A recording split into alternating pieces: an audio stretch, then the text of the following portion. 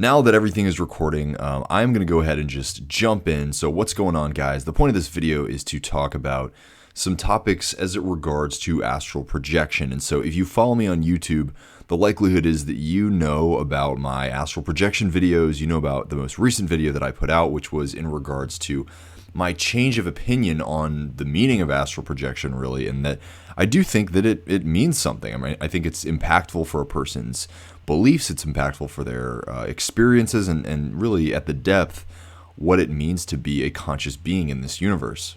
And so, like I said, I've recorded this multiple times already. It's just been kind of hard for me to stay focused, hard for me to kind of stay on one track of what I'm even talking about, and I think that I've been trying too hard to be a little bit too official. And so in this video, I'm not going to try to be official whatsoever. I'm going to kind of lay out some background story into how I discovered astral projection, how I started practicing it, and then my perception on what I call the 3 layers of an astral experience. Now, for those of you that are watching the video format, I hope that, watching me play games is not too terribly distracting, but it's just something that's going to allow me to kind of zone out and just tell the story. And I'm not really trying to do well in the game at all or anything like that. I'm just, using it as something for me to kind of do, I guess, and engage with as I'm explaining this stuff to you, because it's going to be somewhat of a long video or recording, whatever it is that you're absorbing. It's going to be somewhat long. So just a caveat for you guys to understand that I am not by any means trying to get across any super detailed information. I am just trying to relay some experience, some knowledge that could hopefully be applicable to you, and really just interesting as you are expanding your awareness and moving further along this journey in out-of-body experience or mysticism or manifestation or whatever it is for you. Hopefully this experience can be beneficial, and hopefully just kind of listening to my takes on this stuff could be applicable to you, and that's really the point of this. So, bottom lines of what I'm trying to talk about in this video. The first thing is I want to kind of explain to you guys my spiritual journey a little bit, how I came to be where I'm at, understanding the things that I understand. And so then after that, I'm going to talk about these layers of the astral plane, astral reality, what have you. And hopefully it's something that you can apply into your own experiences in your own life. Now, the last video that I had where I was talking about the layers of reality as I perceive them, being somebody that practices astral projection on a regular basis, the point of that video was really to help you guys understand this stuff from a perspective of conscious creation and how can you literally make things happen in your reality. The point of this video is more going to be a precursor into the shadow work process. So for those of you that are interested in the process of healing trauma, overcoming depression, releasing from old programming, from an old identity and really stepping into a new state of being, this is sort of the first step in just me kind of laying out my perception of reality and using astral projection as a catalyst to kind of help explain these things. Ultimately, I am going to have a course coming out most likely at the beginning of October. I'm notorious for pushing my course launch dates back, but that's something that I think is really important for me to do, is put this course out here and really start to get to work on a lot of these things. And I hope it's beneficial for you guys to join me in doing that process.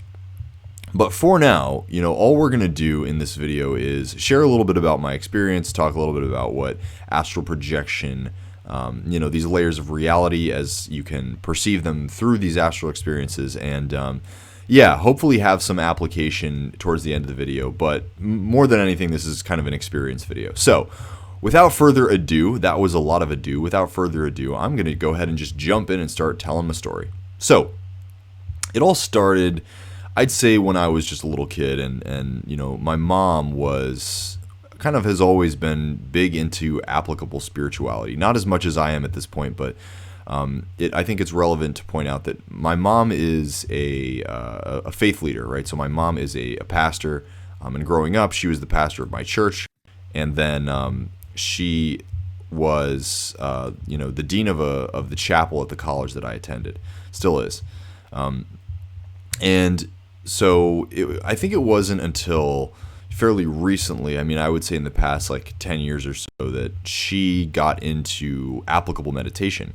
Now, for me, with what I know now, right, I don't think what my mom does is as deep as something like what we might do as astral projectors, right? Like using meditation and mindfulness as practices that are going to help you kind of dig deeper into the occult, right? That are going to help you kind of build these skills of things like out-of-body experiences, or like consciously creating objects, people, experiences in your life, right? It's a little bit different than what she does, which is really just mostly approaching things from the mindfulness perspective, right? Meditation is one of, if not the most powerful tools an individual can leverage to, find mental health relief, right? Find peace, find balance, come to terms with conflict in your life, whether it be internal conflict or people or, your work, whatever it is that's causing you, strife and an issue, right? Meditation is one of the most powerful tools an individual can leverage to help to start healing these things. And so that's really the perspective that my mom comes at things from, and the application that she leverages in doing these things. And so I was lucky enough that as I was growing up that, the more that she got into meditation, it wasn't necessarily something that was, I don't know how to say this, like super duper, hold on, let me just pop that motherfucker. It wasn't something that was super in-depth or intense, but it was something that I had access to, right? And it was a theme that was prevalent in my life. And so I say that because I guess to some degree I had somewhat more of a leg up than someone that, had absolutely no experience and no dealings with these kinds of things at all. But that being said, it's not like I was way more ahead of the curve than somebody else, right? Like I did have my mom practicing these kinds of things, but again, as it relates to something like manifestation or conscious creation, what my mom was doing was not really that kind of stuff, right? She wasn't like out here talking about if you guys know who Joseph Ally is, or there's a new gentleman that's making a lot of videos on YouTube, and his name is E.O. Locker Wilson or something like that. These are people that grew up with a good amount of this information and a good amount of these practices that were prevalent in their life, and so they kind of did have some more degrees of a level up or a leg up. Excuse me. I wouldn't say that Joseph Ally is necessarily one of those people, to a really deep degree, because he did learn most of it himself. But I'm just saying this to kind of give you the reasoning that I'm not so much better off than somebody who's maybe 40 years old and just discovering this stuff. Like, yeah, it's convenient for me being a younger person, I would say, but yeah, I'm not like so much better off that it's something that I had way more experience than somebody who's just starting out, and so it's going to take them years and years and years and years. It doesn't have to take that long, right? And I'll make another I'll make another video talking about how to do astral projection, and you'll see that if you start practicing and even manifesting, right? If you start practicing it can start happening pretty fast. I mean, you could really astral project to some degree on your first night of trying, even, or if you're trying in the middle of the day or whatever it is, you could have it happen pretty much immediately. I'd say the first steps are just belief and releasing from expectation. And if you can do those things, if you can say, hey, I believe that this is possible, and then I'm going to try to just let go of any expectations that I might have and just see what happens, you could do it pretty damn quickly. But so as I got older, right, I was kind of involved in these kind of spiritual experiences or very low-key spiritual practices and just mindfulness meditation and these kinds of things. But as I got older, I was kind of exploring a little bit more on my own time. And then what really kind of tripped the switch for me, right? What really changed everything for me was an experience in about 5 years ago. So I'll kind of give you a basic rundown of what happened. I was in a relationship with a person at the time who I really thought was the one, right? I really thought that this person was the one that I was going to spend the rest of my life with, and it was kind of like that was the expectation that I had settled on and just accepted, right? Now, one of the things to consider was that I wasn't really the best boyfriend at the time, right? I was kind of treating this person a little bit poorly, and I'm trying to think about how to put this to words, right? It basically, the relationship was one that I was sort of feeling like I was kind of like doing this like BS maintenance on, if that makes sense almost. Now, I say that from the perspective of like they were, how do I say this? Like they had qualities that were probably some of the most incredible qualities a human could have, right? Like, I mean, she was vegan. She'd been vegan for a really long time. She was really the reason that I went vegan. She was a very deep thinker, very compassionate, very considerate for, the health of the planet and the people around her and making the world a better place, right? And these were things that I admired tremendously in her. And I look back and I do hope that I was at very least telling her how much I appreciated these things. I could have done a lot better in other areas, but I digress, right? The point was that she was a mentor for me, right? And I think at that time I had these very surface level ideas of what really made a person valuable, right? I mean, while I value kind of spirituality and I did value compassion and love and these kinds of things, I don't think I think my ego was extremely resistant, right? And I was still looking at life and seeing things like working out, right? Things like physical appearance, how somebody like dressed and those kinds of things, right? How people conduct themselves in social settings.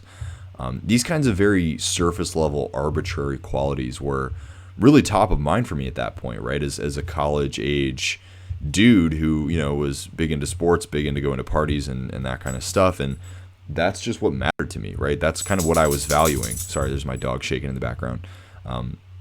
But it was very damaging for our relationship, right? I mean, I could see that she was trying, right? She was trying to show up for me, right? She was listening to what I was saying, and she was trying to be somebody that I appreciated and valued because she was trying to save our relationship, right?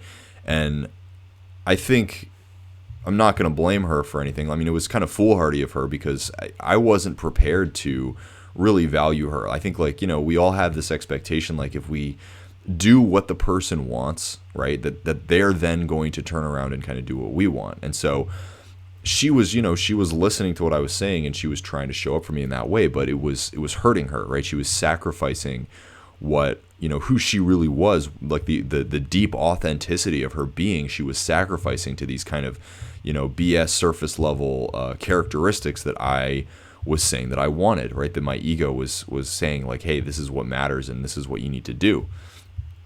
And so, as time went on, I'll kind of cut the story short and basically say that as time went on, what was ultimately happening was I could tell that she was breaking herself down. And while I did have this kind of like hard ass mentality of, success and the surface level perspectives and all that, as hard as I was on her and like as much as I was kind of like, creating these insecurities for her and telling her that she wasn't good enough on all this stuff, I loved her, right? I did love her deeply, and I could tell that I was breaking her, and she was suffering trying to become this person for me that she just wasn't, right? And so ultimately I broke up with her. I decided that, it just wasn't worthwhile to like keep this situation going where I just couldn't love her authentically. I couldn't love her selflessly and, unconditionally. And I could just see how badly that was hurting her. And so I made the decision that we were going to break up. And at first she was pretty hurt about this, right? Like this was something that, I could tell like just how destroyed she was. Like she was like, man, I've been trying so hard and you just want to end things. But I knew that it wasn't, I don't know, things just weren't going to work out operating the way that things were going. And so I was like, I know that for me, my obsession with like these very surface level, like just kind of appearance based attributes, right? Like whatever. I mean, I don't have to define them for you. Just essentially like sexiness, conventional, bleach Barbie doll sexiness just wasn't. That's not who she was, right? And like, that's not who she was going to be. And even if she kind of did conform perfectly to that standard, that was just totally going to destroy her. And it wasn't going to heal anything in me, right? Feeding my ego wasn't going to heal my being. So ultimately we broke up. She was pretty, burnt out about it at first, but then as time went on, she kind of was like, I realized that this needed to happen. Like, we couldn't keep going like this. You need to learn how to love. What she told me was, you need to learn how to love, and I need to learn how to be confident. And the bottom line for that confidence was like setting boundaries, right? She just needed to learn how to set boundaries. And I really did need to learn how to love unconditionally, because I wasn't. I was loving totally conditionally at that point. And so we broke up. But what happened was, we kind of stayed close, right? We were talking on a very regular basis. We were still best friends. I mean, she and I had been together for 5 years on and off as partners. But then, we'd also been best friends for, significantly longer than that. But as time went on in our friendship, she became colder and colder towards me. And it kind of culminated at this point where there was a day when I asked her to hang out and see if she would be willing to kind of give me some advice on a mutual friend of ours who I was really struggling with. And she was being really, really standoffish, really cold, kind of really like dismissive of me and my feelings. And I just kind of came out and I was like, hey, look, what's up? You're acting in a way that's really, inconsiderate, and I can just tell that you really want nothing to do with me right now. So what's going on? And she basically told me, she was like, the act kind of fell away, and she was like, look, I've just been thinking about it, and the way that you treat me, and the way that you did treat me was just so poor, right? It was just so abusive and so negligent, and I just realized like how much I suffered being with you. And so that for me was just this massive blow, because it went from this place of like, look, we're working on ourselves with this kind of subconscious expectation on my part that we're just going to get back together, that turned into, a pretty clear realization that it's over, right? Like she's realized just what she's worth, and she's realized kind of what she should expect from a partner. And it's not this, right? It is not a situation that that we had, and it's going to be a lot deeper than just kind of like, oh, we go off and do our thing and then come back, right? To this day, and this is kind of a good tangent, that's kind of how I got into all of this stuff, right? I went from this place of like, oh, I'm going to work on myself, to like, man, this person that I love more than anyone else is just gone. It's over, and they don't want me back, and that was just this massive blow to my ego and my expectations. I wouldn't, maybe ego is not the best word, kind of like the depths of my soul, really. I really did love this person a lot.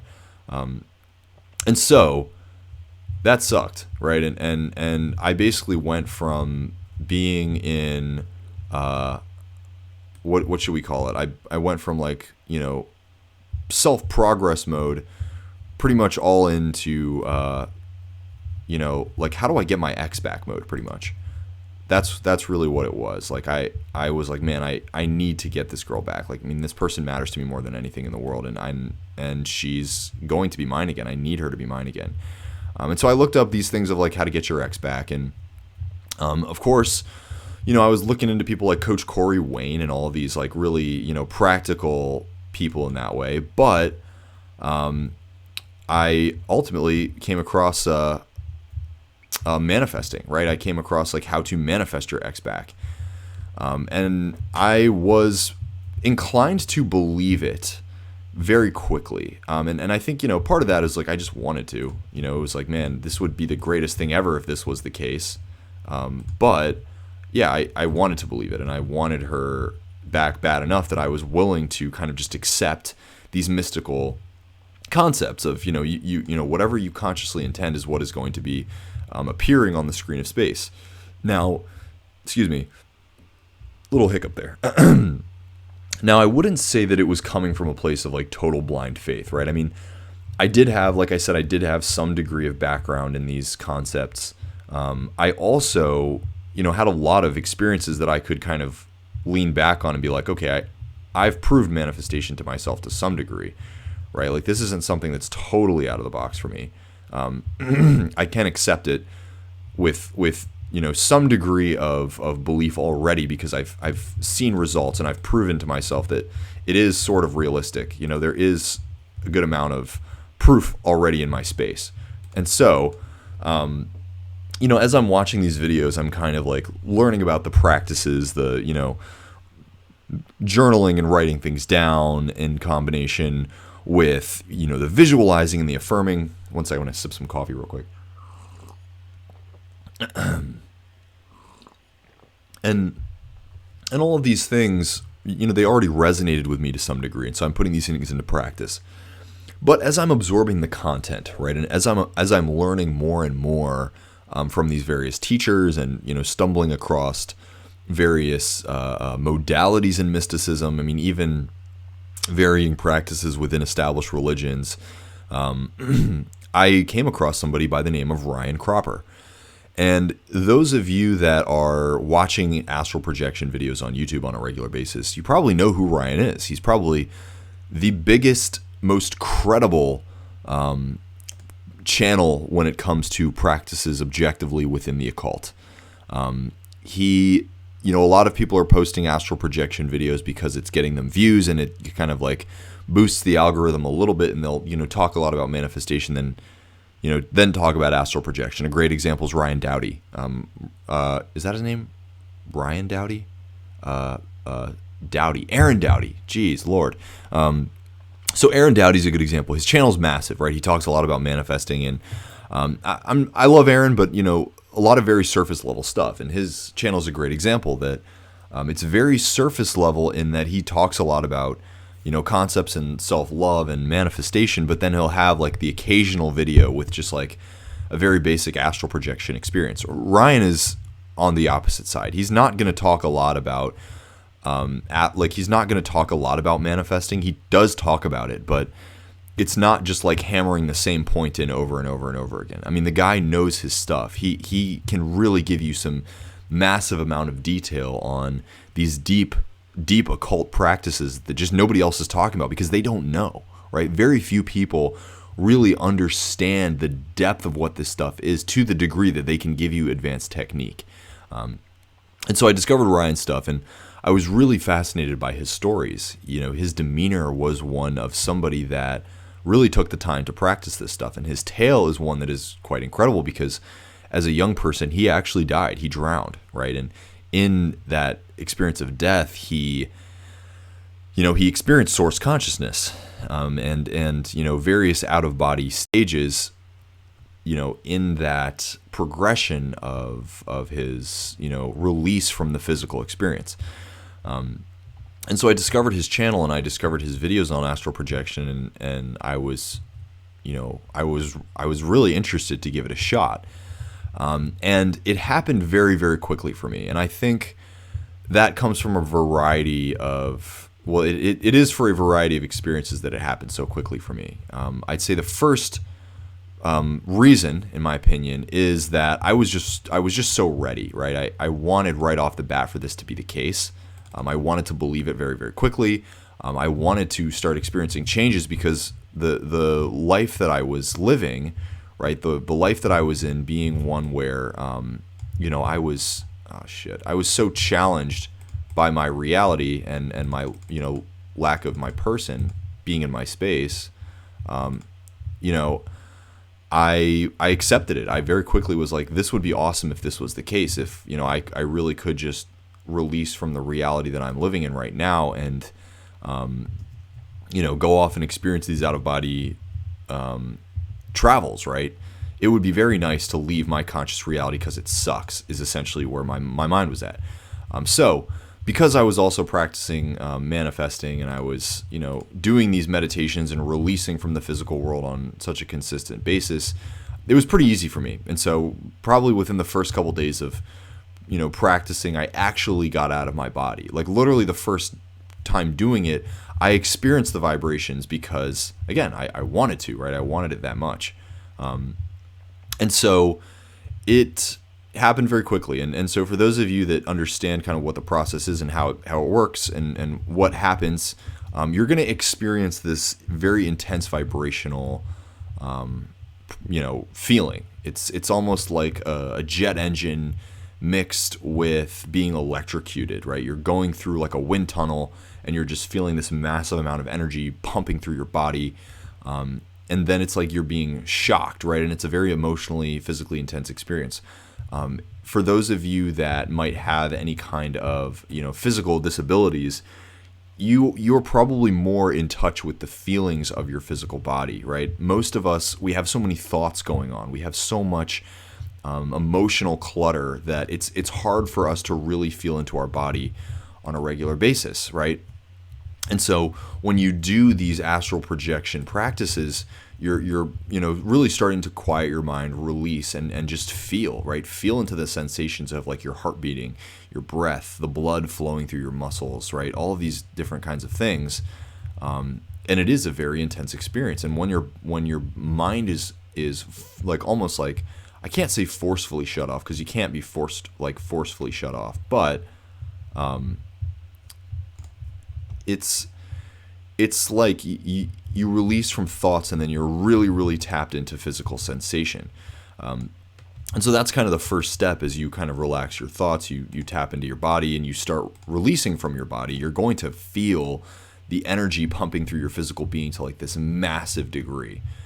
And so I achieved that pretty much the first night, right? And then the nights after that, it just got more and more me like letting go of the intensity and just kind of like accepting the intensity, and then moving on to really have the experiences. That's what the process is, right? It's you experience that physical intensity, and then you kind of like come to terms with that intensity, and then you're going to experience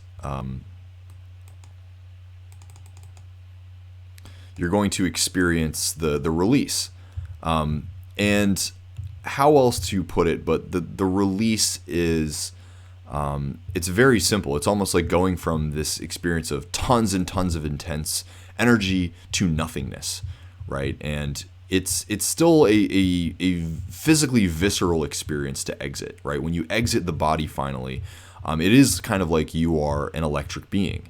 And this is the first layer of reality. So to just recap really quickly, right? You have the base layer of, well, what we experience, right? What we assume to be truth and assume to be reality, which is this physical life, this experience that we're in right now, right? And this life is nothing more than the world of death, as what's his name, as Neville Goddard calls it. For those of you that understand Neville Goddard, he's a mystic from the 60s that practiced a lot of these occult practices and manifestation, and developed his method, which is very simple visualization before bed. It's called the state akin to sleep, right?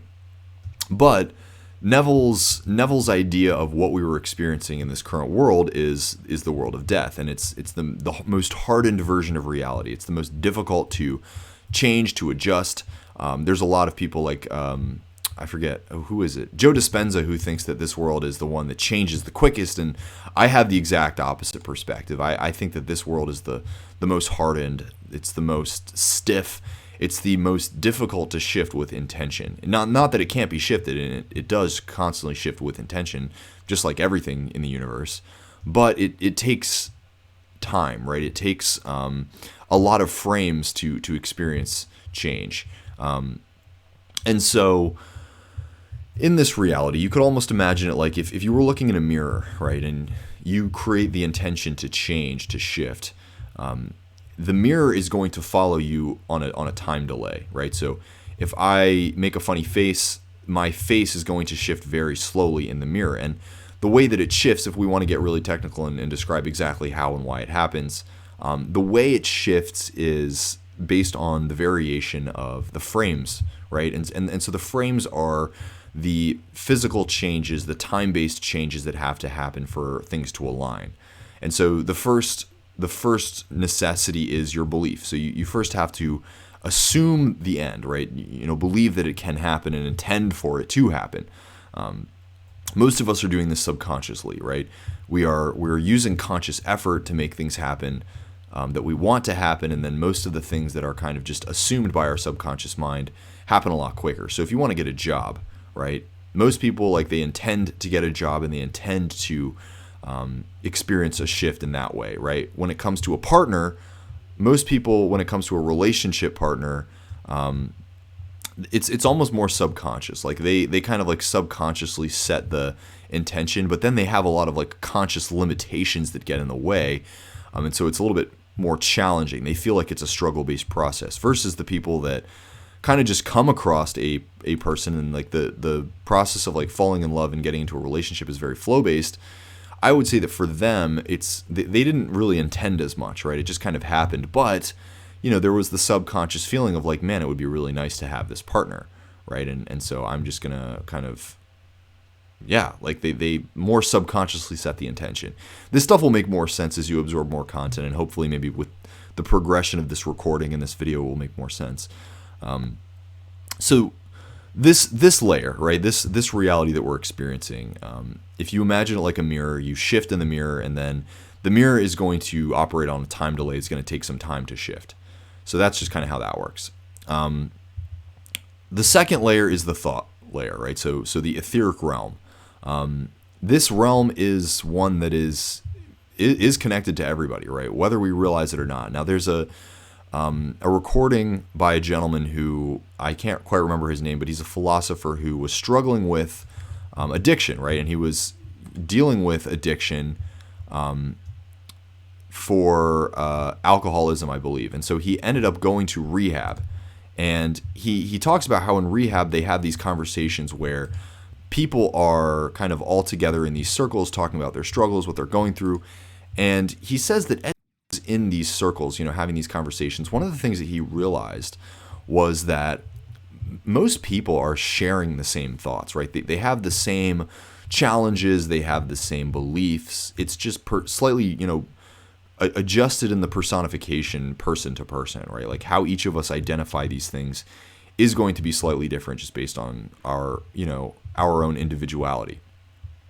And so the ether is the thought realm, and it's my belief that we all kind of share the same thoughts, and this is going to make more sense as I keep going, but we all share the same thoughts, just slightly, differently personified, and we believe that they're ours, right? We believe these thoughts are our own individual thoughts, when the truth is that we're sharing all of them. We just kind of accept them as, nope, those are my thoughts, right? I thought that. But did you really, right? Did you actually think that individually, or did that thought come into your space and you said, oh, you thought nothing of it, right? You didn't consider that maybe that's something that is shared. It's a shared concept. And I'm here to kind of challenge you with the idea that maybe it all is. Maybe it all is shared concepts. You've just never really sat there and taken the time to realize, like, maybe this stuff really isn't in my control, right? That's why yogis and those that meditate are always like, you're never in control of your thoughts. You're just in control of how you react to them. And I think that's true. In the thought realm, we conceptualize things that we then push out and then create in this world. And so I would say that most things start in, everything comes from source consciousness, right? And then it plays out in this more kind of energetic, these energetic states, right? Those being the astral realm, which then come down into these thought forms, right? They're much more tangible in the thought forms, and then finally manifest themselves in absolute tangibility in the three-dimensional world. And so it's hard to have the conversation about which of these realms come first and what comes second. It's like the chicken or the egg conversation. It technically like all contributes to each other. I think the universe is more of a system where everything is contributing to each other, and not like, there's something that originated first and then everything kind of followed. I don't think that's really how it works. If you can imagine, it's like a scale, right? All the way on the left side of the scale, we have this three-dimensional reality. All the way on the right side of the scale, you have source consciousness, pure bliss, the raw white light energy of the universal mind of which all things come. You can break this if you want to keep looking at things like thoughts. There's a YouTuber by the name of Joseph Rodriguez, and he has a really good way of putting this, which is like you have your individualized consciousness, then you have kind of the subconscious mind that permeates all things, but then even deeper than that you have, which the subconscious is almost like the collective conscious, and then even deeper than that is the source conscious, right? The all mind, the one mind, which is from which all of us are manifested. Now, back to the idea of like the layers of reality and astral projection and all that. Kind of moving up the scale. If we started in the three-dimensional hardened world, we then move on to the etheric mind-based reality. Then you move into the all conscious, right? The all energetic realities. And that is what astral projection really is, right? It is, you are projecting your consciousness beyond the physical into the more raw, the more energetic states. So, let me think here. The first layer, right, is what most people experience when they first project, right? They pop out of their body. They're in this like really energetic place, right? It's like almost like your house or your room or whatever it is, but just slightly more like Tron-esque, right? It's more energetic. It's a little bit more complex. Like it's going to be your room, but just not all of your stuff all over the desk, right? Maybe the desk isn't even there, right? Maybe it's like your house, but there's no furniture inside, right? Maybe it's really dark. The reason that the things look like this is because it is your projected consciousness. It's your expectation of the physical world. And it's going to be hard for you to remember exactly everything, right? Everything that is conceptualized, all of that data is not going to be something that you can hold on to as effectively as maybe you might want to. I don't know if you'd really want to. I think that's just I'm just using words here.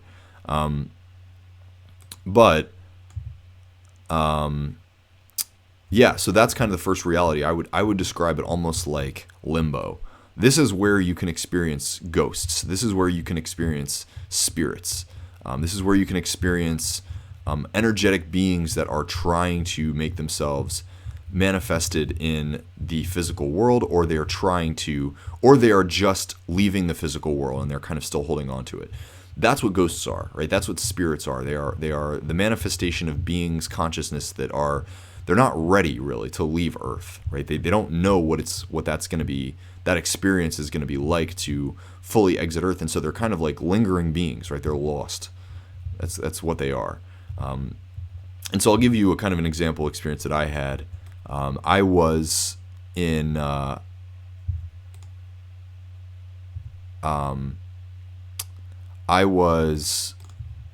house once. I was trying to find a ghost, right? As I was astral projecting, I'd read that if you astral project, you can find spirits, right? Like if you know that there are spirits in your area. Using astral projection is a great way to find them. And so there had always been this expectation that my house was slightly haunted, right? And so in an astral projection, I went to the space within my house that, many of us had experienced this quote unquote haunting, which was, very light, just spiritual activity, right? You can just kind of feel it. You know what I'm saying? And so we went to this space. And I went to this space and I found a being, and I experienced their presence, right? And as I was kind of like approaching them, I could feel this really intense energy of like, man, no, this person is here, right? They weren't looking at me, at least not directly at me, but they were. It was clear that they were acknowledging me, right? It was clear that they recognized me. And so I kind of just went up to the upstairs of my house. That's kind of what the process was. Like I just was, just trying to just experience like, hey, are they there? Are they here? And they were, and I could see them. and they weren't like looking at me, they were looking away, and I was almost kind of like looking down. But for those of you that have ever astral projected, you know that a lot of the time, if you're not super into the process, like especially just getting started, it's very overwhelming, right? It's very sensitive. It's very energetically, or it almost feels like a physical sensation that's just overwhelming. A lot of the time, you feel blinded. You feel like you can't see through your eyes, and so all I had done was just kind of come out of my body and went upstairs, and experienced this being, and it was very overwhelming. I could tell that they knew I was there. I was acknowledging them. It was kind of like this overwhelming feeling. And even though I wasn't quite looking at them, it was still one of the most intense interactions, I can remember having in my life at all. But that's kind of an explanation of what the first layer is. It's almost like limbo, right? It's almost like the spirit world. If any of you have ever seen Insidious, that's exactly what it's like. Just a tangent here that demons and dark entities and all that stuff don't have to affect you if you simply don't allow them to, right? It's a skill that most of us need to apply to our life in general, is that we get to choose what we react to. And in the energetic planes of the astral, the astral experience, you get to, like, you can very quickly set the intention, like, this being is not going to hurt me, right? This being is not going to bother me, simply because I set that intention.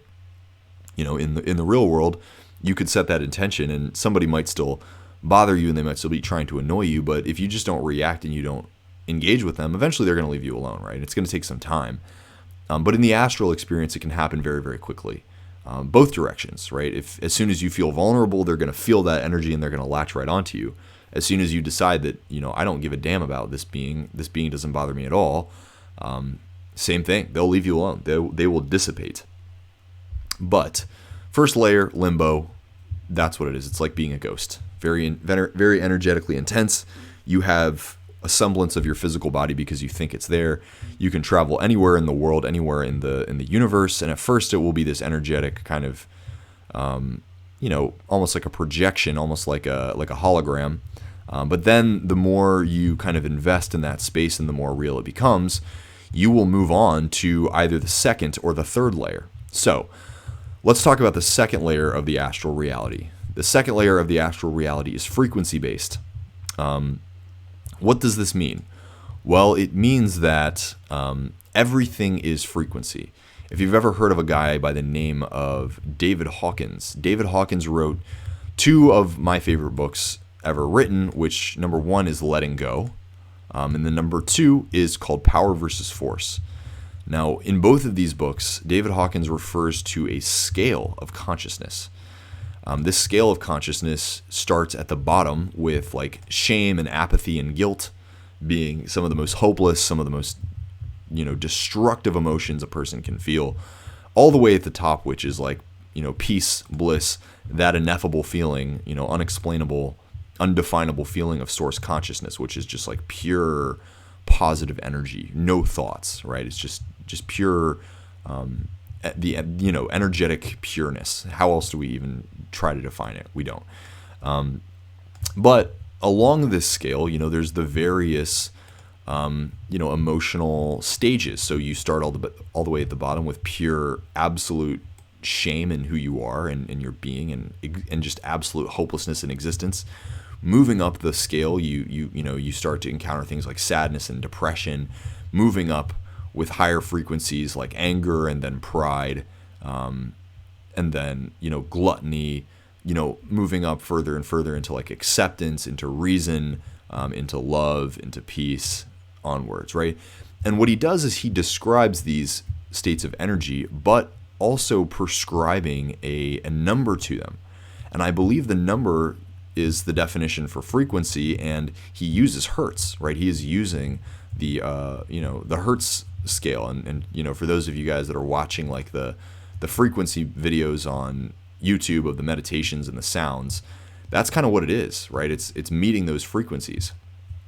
And so the second layer of the astral experience is when your frequency, right, and most likely subconscious, because again, like most of what we're doing, most of how we're existing is totally unbeknownst to us. We are operating on a script that we're not conscious of, right? And so what happens is that your frequency just matches with somebody else. And this comes back to the idea of thoughts not being yours, right? What will happen is that you will project, but you will end up just in somebody else's life. You will end up almost just like an aspect of their thoughts, right? And the longer you remain in this person's life, in this person's experience, the more you will kind of synergize and become them, right? And you will kind of start to really feel like it's real, to the point where a lot of these things, a lot of these experiences feel just as real as this physical life, right? If you kind of look down at your hands, like literally right now, if you were to look down at your hands and just kind of look at the front of your hands and the back of your hands and, tap your fingers together, it feels that real. I mean, so real that you could not distinguish it from the real life. And the longer you remain there, the more it becomes just the accepted experience.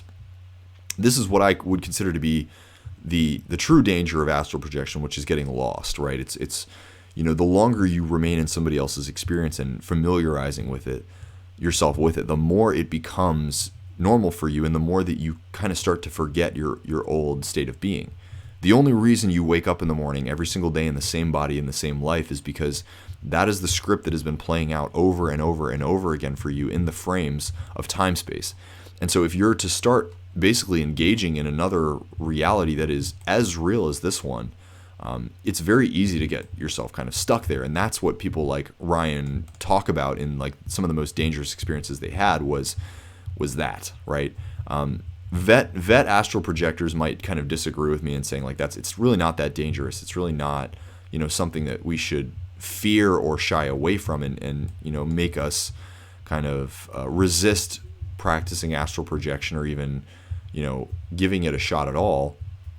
And I would say that they're probably right? For the most part, it's really not something that's most likely to happen, again, because, it's for the same reason that you never remember your dreams, or you seldom remember your dreams. That muscle, that memory of those experiences is kind of like being discounted. Like you wake up every day and say, well, that wasn't real, right? That's not something that actually happened. Astral projections are very similar, right? There's our brains, our being is not used to holding on to those experiences because we're trying to make room for what we perceive to be more important, which is this physical reality. And I recommend that you watch my video before this one on why I've decided to make astral projection experiences again. And it kind of talks about that there was a point where I thought that way, right? I was like, this stuff really just isn't important at all. But I've come to realize like it's kind of just as important as anything else. It's all, life is really all about what you choose to value and what you choose to learn from. And there's a lot that you can learn from your experiences astral projecting. But essentially in this second layer, what will happen is your frequency somehow, some way will be matched with another being in the universe, and you will just experience what they're experiencing.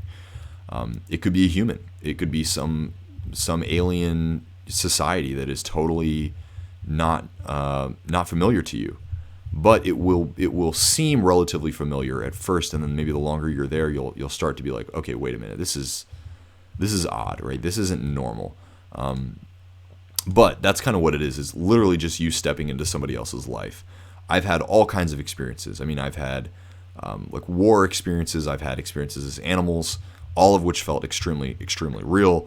But I will be honest, for the most part, they were relatively mundane. I can give you an example of, there was a point when I was experiencing this dude's life almost like being in a doctor's office. And there was nothing special about this. Like I was literally just in this office. At one point I like took the trash out. But it was so damn real, man. I mean, it is as real as anything else that you could experience. Right? It was like sober real. It's more real than like when you get high, like you smoke some weed and you're like high in this reality. More real than that, right? It's like that almost makes life sort of like a dream. I'm just kind of using these examples to explain to you guys that it's very, very solid. Astral projection feels very, very real. And there's the debates on like, what if science figures out that it really is all happening in your head? Well, first and foremost, there's already evidence to prove that that's not the case. But even if it did happen, I think that would be so incredibly shocking to me, because of just how like physically, normal it feels. Like, so all that being said, my point now is to kind of let's talk about the third layer, right? The third layer of astral projection is kind of the infinite experience. Now, the infinite experience is what I would call like being able to see gods and like entities and those kinds of things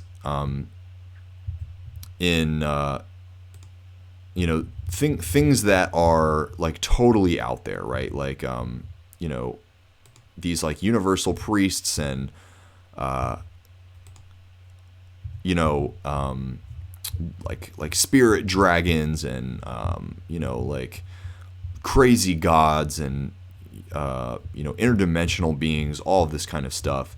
That's what that is. And I think just explaining experiences would probably be the best way to go about this. And I really highly recommend Ryan's videos because he goes into depth, but it really is just the infinite energetic states. Anything that you could experience in a dream, anything that you could experience, anything that you could ever conceptualize if you wanted to like meet the Christian God, or you wanted to meet Vishnu or Shiva or any of these beings that were like so deeply conceptualized, they've then been pushed out into this reality, and you can experience them through astral projection. Now, what else is there to add? I mean, it really is just the ultimate raw energetic form. Anything that you intend is immediately going to be manifested. And so you're going to encounter whoever you set out to encounter. Like you could say like, some kind of like goddess of peace or some kind of like god of bliss that is going to help me understand abundance. I want to encounter this being right now. And then immediately you will be put in their presence, right? Same kind of thing with like people that have died. A lot of people want to encounter those that have passed on to the next world. That's how to do it, right? That's you can connect with like people that have passed away, and you can say, "Oh, I want to talk to this person," and you will immediately encounter that person. Now, the thing is, they might not recognize themselves, right? Because they have been away from this reality for so long that they might not even remember you. It might be extremely unfamiliar for their energy to step back into that form as you knew them, right? And so it's actually, it can be a very traumatic experience. I know a lot of people that they have like tried to encounter like a parent or a grandparent or somebody that passed on, but it turns out not to be this wonderful, reunion that they had hoped for, because that being is like, it's like they're trying on kids' clothes, right? It's so unfamiliar to them, and it's almost like, oh shit, why am I back in this life that I thought was over, right? I thought I got to release from this and like pass on, but now their conscious energy is finding themselves back in that state because you've called upon them. Now there are beings that that's normal for them, right? Like Jesus. A lot of people talk about meeting Jesus in the astral realities, and he's probably pretty used to being called on like that, right? Who else? Muhammad, Abraham, these kinds of beings who that's what they're used to, because people like for some reason regard them in such a way that it's almost like they think that they have this right to their body based on what they read in a book, right? And so you'll meet these people and they're real, they're there, but they're a lot different than what you expected, and you don't quite have this total autonomy over who they are, because that's just not how the world works, right? How the universe works, shall we say. But you can do anything, you can meet anyone, you can have any experience, you can get a lot of detail on who you are and these character traits that you have by experiencing it in the most raw nature. And so this is where manifestation, it kind of comes into play, and where learning to manifest in the astral plane can help you in this reality, because you can experience what it is like to have that life, or to have that thing, or to be in that relationship, or to be that person instantaneously, right? Like if you want to be financially very well off, you get to experience that right away. The catch is that your identity is not one that is most likely congruent with that. So you're going to experience the financial abundance, but you might also experience the overwhelm that comes with having a lot of obligation and having a lot of responsibility and having a lot of people answer to you. All of these things that you might not have ever really considered, but based on your subconscious, they have to be inherent to to having those things. Now, that's not to say that you have to have a lot of obligation to be rich, but the majority of us probably expect that you have to have a business, right? You have to be a celebrity, right? That there are caveats to having these things. And so in the astral plane, it's your subconscious is going to be revealed to you instantaneously, right? And these various things that you need to have are going to be revealed to you. Now,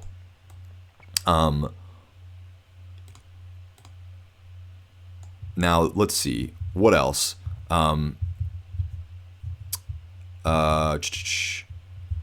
Yeah, I mean, that's kind of what it is, right? It's this place where anything is possible, everything is happening, and you just, it's imperative for you to experience these things because it is very, very helpful. Now, I do think that with all of this stuff, it requires you to practice, right? If you start to practice and you start to do the research and figure out how things are, what makes sense and all that, there is going to be an additional degree of clarity that is created for you, right? Things that you can understand that are then made available to you by practicing and having your own experiences. For me, just using my words to explain these things, it's not going to be super, super helpful. But I think as I kind of talk more about my experiences and what I've seen, it will make more sense to you, and you'll start to see how you can apply it. But the point, I think, overall is to kind of give you guys a basic rundown of what these layers are, and then as it pertains now to the shadow work process, realize that each of these layers is explaining something about your subconscious, right? Just like every experience in this three-dimensional reality, you can connect it to a pattern within, right? If you have a falling out with your partner, right? If you don't have a partner and you really, really want one and you just can't seem to connect with anybody that works, right? What narrative is playing out in your subconscious, right? Those things are things that you can pinpoint and start to realize. Now, similarly with the first layer of, the thought world, right? The etheric realm, your thoughts being manifested, are showing you what are your thought patterns, what are you thinking about, what are you desiring, right? What kinds of expectations do you have? Where are you resisting truth, right? Where are you resisting the truth of your being for some kind of like surface level achievement that maybe you just kind of think you want, and you're just using that to fill a void? Well, resistance versus pure flow in your thoughts can help you realize this. In the first layer of projection, right, this limbo place, right, your fears, the intensity of the physical transition, right, the intensity of how hard you try to release from the baggage and just be there, right, that's telling you a lot about your character and your ability to be patient and release versus cling on to things in force, right, using power, which is acceptance and belief that things will come about no matter what, versus using force that I have to try and I have to push to make things happen. Now then in the second layer, right, what are your patterns, right? What are the frequency-based, emotional-based states that you are continuing to exist in? Well, those are being pushed out into these experiences that you then step into and have, right? There's a lot that's happening there as well, just based on what you're allowing and what you are expecting. Then, the third layer being just pure infinity. In this place, you can experience anything, but what is being manifested is the script within your subconscious mind that is happening. The script within your subconscious mind that is playing out is manifesting these things around you, right? And by watching what these things are, right, setting intentions, having them, experiencing them as they are, right, these kinds of things are telling you a lot about your subconscious mind as well. So in all of this, the process is reflection, the process is optimization, the process is being honest and comparing what am I experiencing with what do I want to experience, right? What do I have to shift in order to get to this place of what I want to experience. And so that is what the depths of the shadow work process are. For those of you that have listened thus far, I applaud you. I think that that's a tremendous achievement that you were able to listen to me ramble while simultaneously playing video games and being confused all at the same time. If the process of reflection and optimization is something that you are interested in becoming better at, in optimizing and learning about more and more, I am going to be launching, like I said, I'm going to be launching a course in the beginning of October of 2021 where I will be talking about how to do these things and how to achieve success in your mental, your spiritual, and your emotional practices in order to really manifest the life of your dreams. It's going to be using the same process as all my other coaching, which is setting strong intentions, lining up goals, and then using various practices to progressively release from the baggage more and more every single day. So if that's something that you're interested in, feel free to drop a comment. I will also leave a link that I can put you on an email list so that you will have the information as soon as it's out and you can sign up. But without further ado, I hope this was helpful, you guys. I hope this was mildly interesting at very least. And if you're interested in more astral projection, more consciousness, more spirituality, mindfulness-related content in the future, please don't forget to subscribe wherever you're watching this, like this video/audio, share it with anybody that you know that might be interested. Leave a comment if you have any questions or you just want to let me know how you're feeling. And without further ado, my friends, much appreciated for tagging along, and I will talk to you very soon. Peace and love. Bye-bye.